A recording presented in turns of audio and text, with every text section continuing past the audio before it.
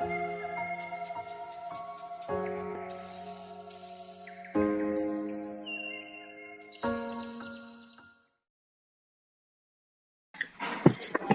Assalamualaikum Ibu Sirning.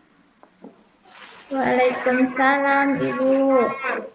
Ya, jadi sebelum ada percakapan coaching antara Ibu Sirning dengan coach Ibu, di mana kali ini Ibu Sirning berperan sebagai coach dan saya sendiri sebagai supervisor. Di sini saya menyampaikan ada 3 fokus kompetensi inti yang ada di dalam coaching. Yang pertama yaitu tentang kehadiran penuh. Di mana bagaimana Ibu Sirning hadir secara penuh mendengarkan maupun menyimak apa-apa yang disampaikan oleh coach Ibu. Kemudian yang kedua yaitu kemampuan mendengarkan dengan aktif. Jadi bagaimana Ibu Sirning menanggapi, bagaimana Ibu Sirning menyimak setiap informasi yang diberikan oleh coach Ibu. Kemudian yang terakhir adalah memberikan pertanyaan yang berbobot. Ya, bagaimana Ibu Sirning memberikan umpan balik dari apa yang Ibu dengarkan secara aktif dan Ibu refleksikan dalam bentuk pertanyaan yang menggali coach Ibu untuk bercerita dan mengungkapkan apa yang coach Ibu rasakan. Seperti itu ya, Bu? Iya, iya Bu. Kemudian, adapun yang ingin saya tanyakan, Bu, kira-kira di antara ketiga kompetensi inti coaching ini, mana yang ingin Ibu kembangkan dalam coaching Ibu nanti? Iya. Jadi di sini Bu, yang ingin saya kembangkan itu adalah mendengarkan aktif dan mengajukan pertanyaan-pertanyaan yang berbobot, Bu. Ya, berarti di sini di proses coaching nanti ada 2 yang Ibu ingin kembangkan, yakni mendengarkan aktif dan mengajukan pertanyaan yang berbobot.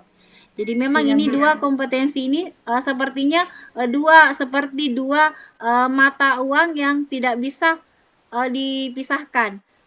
Misalkan ketika kita mendengarkan aktif, ya tentunya akan melahirkan pertanyaan yang berbobot. Begitupun pertanyaan yang berbobot lahir dari bagaimana kita mendengarkan dengan aktif. Seperti itu ya, Bu? Nah, Iya, Bu. Untuk indikatornya sendiri, Bu, bagaimana Ibu Sirning melihat nanti indikator ketercapaian dari apa yang ingin dikembangkan sebelumnya, Bu?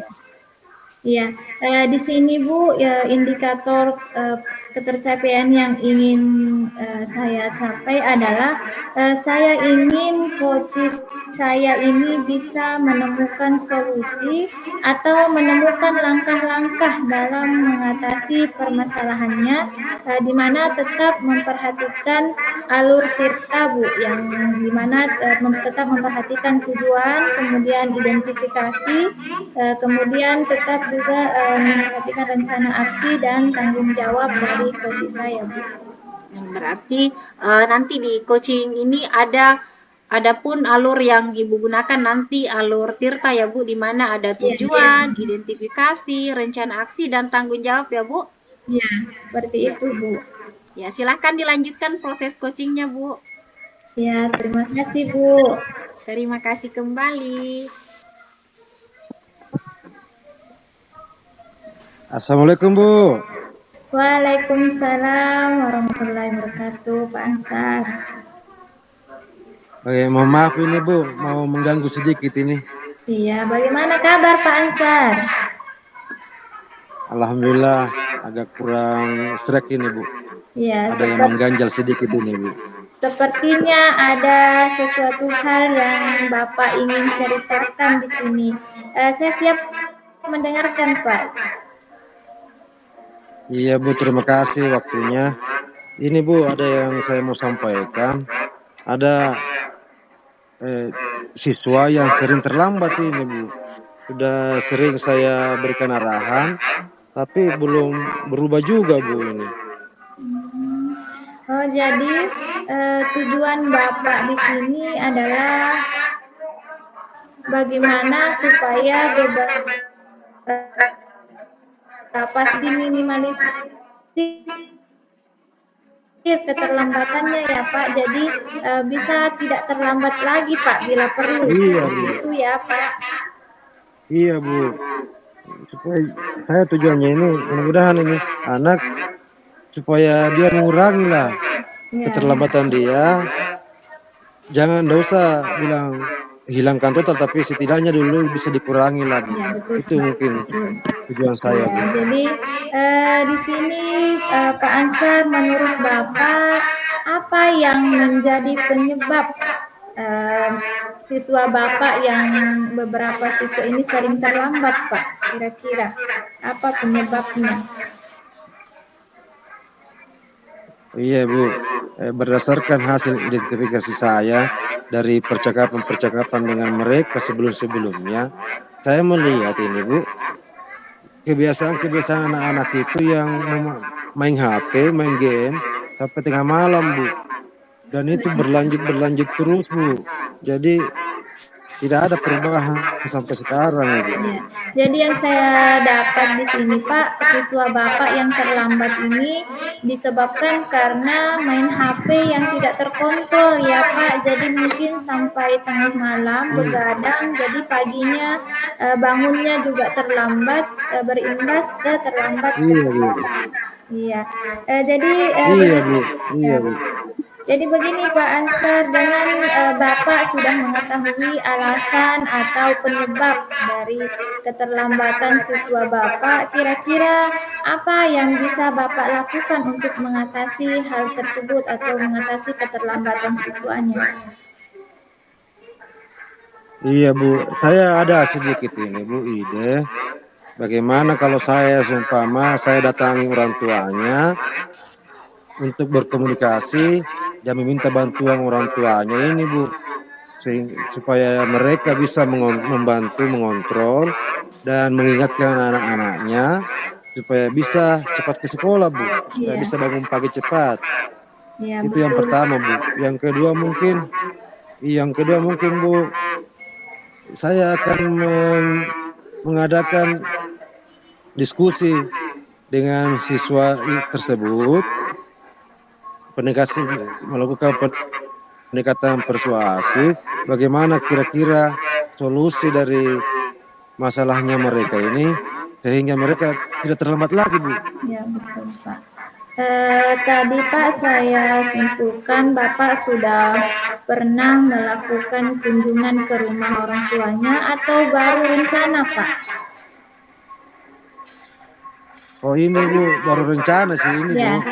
iya Pak. Jadi, Sebelumnya kan ya, sebelumnya cuma saya anak-anak yang saya minta ke informasi, Bu. ya betul Pak. Jadi, bagaimana respon anak-anak Pak saat Bapak tanyakan alasan keterlambatannya, kemudian pendekatan persuasif, Pak tadi saya dengar Bapak akan menerapkan pendekatan persuasif ya Pak. Jadi, bagaimana respon siswa Bapak setelah adanya pendekatan persuasif?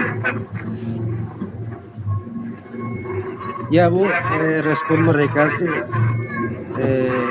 bagus juga, Bu. Sebenarnya mereka agak agak diperhatikan begitu, Bu. Jadi mereka juga berusaha bagaimana caranya untuk mengurangi HP, tapi masih sulit juga, Bu. Jadi mereka agak lebih bersemangat juga. Mudah-mudahan mereka bisa mengurangi keterlambatan mereka, Bu. Ya. Jadi kapan Bapak berencana untuk melakukan kunjungan rumah agar terjalin Ya, Bu. kolaborasi nanti dengan orang tuanya Pak? Kapan Bapak berencana melakukan kunjungan rumah? Ya, Bu, saya rencananya ini dalam waktu secepat mungkin besok, Bu, atau sebentar sore juga bisa ini, Bu. Iya, Saya betul. nanti akan datangi orang tuanya dan berkonsultasi dengan orang tuanya dan berdiskusi dengan siswa tersebut, Bu. Ya, betul Pak. Jadi seperti apa target atau harapan Bapak setelah melakukan kunjungan rumah Pak dan diskusi dengan orang tua siswa Bapak? Target saya nanti, Bu, sebagai tanggung jawab nanti saya akan apalagi melihat atau menyimak atau meminta laporan dari guru piket. Nanti hasil informasi dari guru piket itu akan nanti menjadi rujukan bagi saya, Bu. Apakah hasilnya itu berdampak positif atau tidak? Kalaupun masih kurang, saya akan menghubungi orang tuanya, Bu, untuk menyampaikan hasil pengamatan saya, sehingga orang tuanya nanti bisa lebih mengontrol lagi anaknya, Bu, menggunakan HP. Betul ya Pak. Jadi sebagai bentuk tanggung jawab di sini Pak Ansar, kira-kira agar hal ini bisa tercapai dengan baik ya Pak, rencana-rencana Bapak bisa tercapai dengan baik, apakah Bapak berencana untuk melakukannya sendiri ataukah Bapak membutuhkan partisipasi atau dukungan lain dari teman-teman guru Bapak atau seperti apa Pak?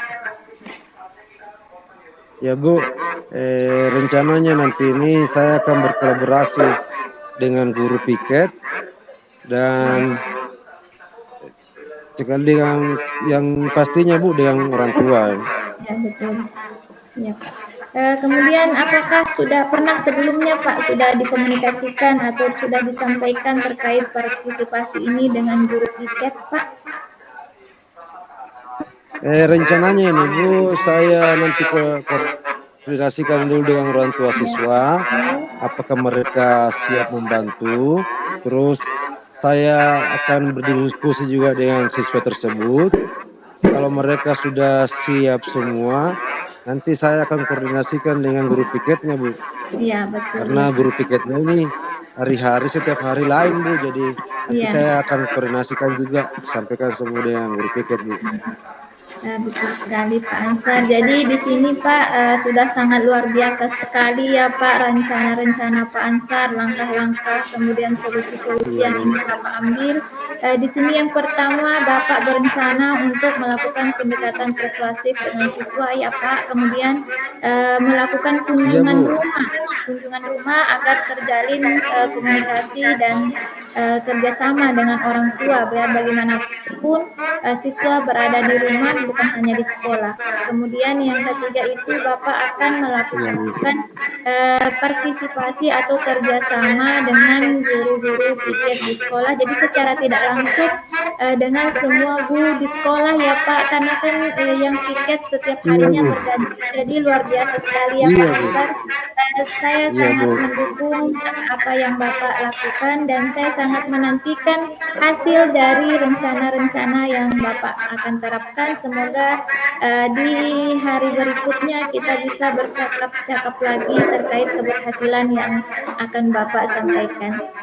Sebelum kita akhiri Pak, saya ingin tanyakan bagaimana perasaan Pak Ansar sebelum dan setelah kita melakukan percakapan atau coaching ini Pak Ansar, bagaimana perasaan Bapak? Alhamdulillah Bu, sebelumnya tadi itu saya masih kurang semangat, loyo, karena melihat keadaan ini. Tapi setelah melakukan percakapan dengan Ibu, saya semangat lagi.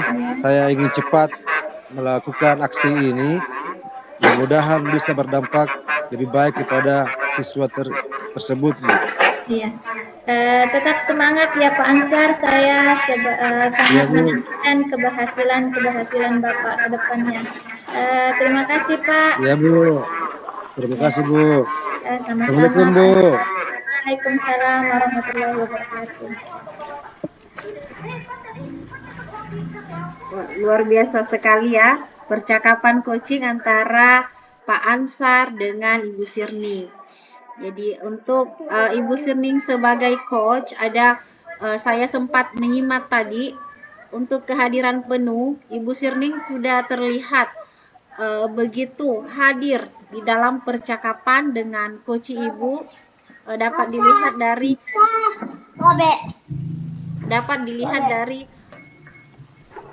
dilihat dari bagaimana Ibu begitu antusias mendengarkan coach Ibu dalam bercerita, mengungkapkan masalah di mana ada beberapa siswa dari Coach Ibu yang sering terlambat, kemudian berusaha untuk melakukan pendekatan secara persuasif ataupun kunjungan orang tua. Iya, Kemudian Bu. untuk mendengarkan secara aktif di sini bisa dilihat dari bagaimana Ibu Sirning memberikan pertanyaan-pertanyaan yang lahir dari apa yang disampaikan oleh Coach Ibu. Kemudian Iya. untuk pertanyaan berbobot di sini terlihat ketika Coach Ibu bisa bercerita, bisa dengan leluasa menceritakan kendalanya, kemudian berhasil mengantarkan Coach Ibu untuk menemukan solusi untuk masalah dari Coach Ibu sendiri. Nah, untuk selanjutnya setelah proses coaching Ibu hari ini, kira-kira ke depannya kompetensi apa lagi yang Ibu ingin kembangkan? Iya, iya Bu, di sini saya ingin mengembangkan ketiga-tiganya di sini Bu, karena setelah melakukan proses coaching ini ternyata kehadiran penuh itu juga sangat penting Bu, karena tanpa kehadiran penuh tidak bisa menghadirkan mendengarkan secara aktif Bu. Jadi saat kita hadir dengan secara penuh baru bisa mengaktifkan juga Bu, mendengarkan secara aktif. Kemudian juga ingin menerapkan belajar bagaimana membuat pertanyaan-pertanyaan berbobot ke depannya Bu. Jadi saya betul-betul dari pengalaman coaching ini ingin menerapkan ketiga-tiganya, mengembangkan ketiga-tiganya untuk kebaikan ke depannya Bu.